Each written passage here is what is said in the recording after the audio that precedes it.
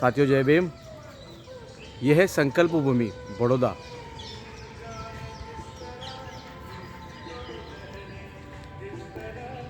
यह है सयाजी बाग Baroda. Railway station से बस 2 मिनट के अंतर पे है। काला घोड़ा चौराहा पड़ता है। आप जब भी संकल्प भूमि पर आने की कोशिश करें तो आप काला घोड़ा सर्कल पूछे और सयाजी बाग पूछे, जिससे आपको वहाँ आने में सुविधा होगी।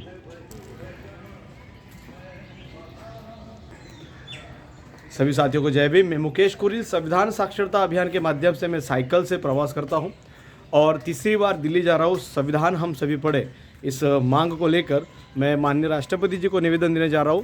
मेरी मांग है कि भारत का संविधान सभी school, colleges, railway, bus stand और सभी शासकीय कार्यालय पर आदि जगहों पर प्रथम दर्शनी स्तर पर रखा जाए, जिससे वहाँ आने वाले लोग संविधान पढ़ सकें। दोस्तों, बाबा साहब द्वारा उच्च पढ़ाई पूर्ण करने के बाद श्री सयाजीराव गायकवाड़ इनके द्वारा बाबा साहब को जो शिष्यवृत्ति दी गई थी, उसके अनुसार 10 साल तक उन्हें यहाँ पे अपनी सेवा देनी थी बड़ौदा में, और जिसके चलते वो बड़ौदा में आए थे। और मनुवादियों की सोच तब भी बुरी थी और आज भी उतनी अच्छी नहीं है।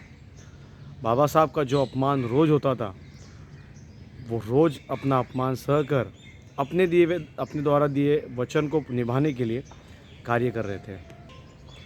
इसी सिलसिले में जब वो बड़ौदा पर महालेखाकार के कार्यालय में प्रोबेशन के रूप में उच्च पद पर प्रसादीन हुए थे और वहाँ उनका नित्य जो अपमान होता था, उस अपमान को वो ज़्यादा दिन तक नहीं सह पाए।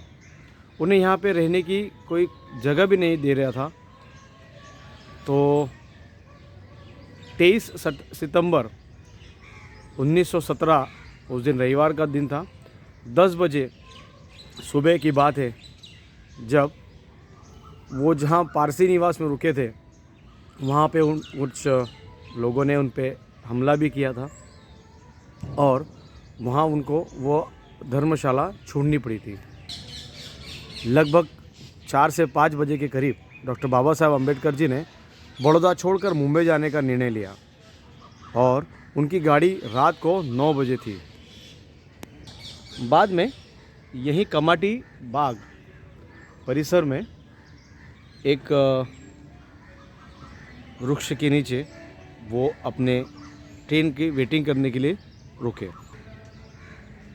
बहुत देर तक सोच विचार कर बाबा साहब के आंखों में आंसू थे। आज से मेरा कुटुंब, मेरा समस्त करोड़ों असंख्य शोषण गुलामी भर जीवन जीने वाले मानव है, जिनका जीवन पशुओं से भी 72 और मुर्दों के समान हो चुका है।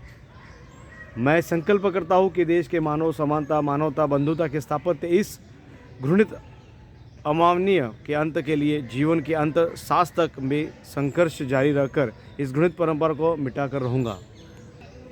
दोस्तों, बाबा साहब ने संकल्प लिया। इस संकल्प भूमि पर मैं आज उन्हीं को वंदन करने उस संकल्प भूमि के पास जा रहा हूँ।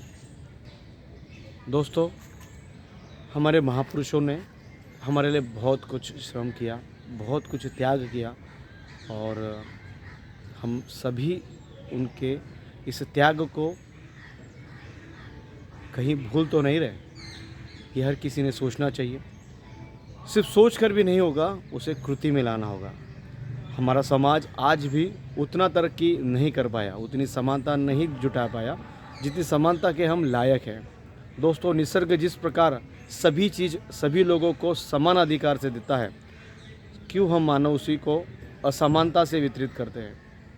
दोस्तों, आज मुझ में शक्ति है, मैं बोल सकता हूँ, मैं विरोध कर सकता हूँ, इसलिए मैं पूरे भारत भर घूम सकता हूँ, लेकिन हमारा समाज अपने ही गांव में, अपने ही देश में, अपने ही स्थान पे सम्मान के साथ नहीं जी सकता। इस बात के हमें ख्याल रखना चाहिए।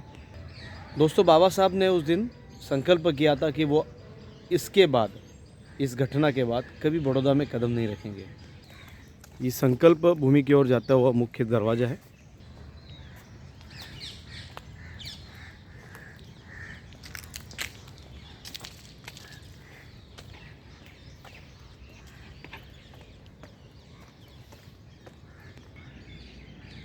यही वो भूमि जो संकल्प उद्यान के नाम से, संकल्प भूमि के नाम से प्रसिद्ध है। मैं बहुत खुश हूँ, बहुत आनंदित हूँ कि मैं उस जगह पर आया जहाँ पे डॉक्टर बाबा साहब अम्बेडकर जी ने अपने समाज के उद्धार का संकल्प किया था। आप सभी से गुजारिश करता हूँ, सभी संविधान पढ़ें।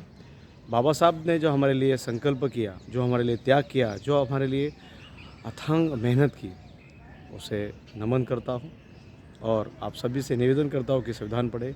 जय भीम।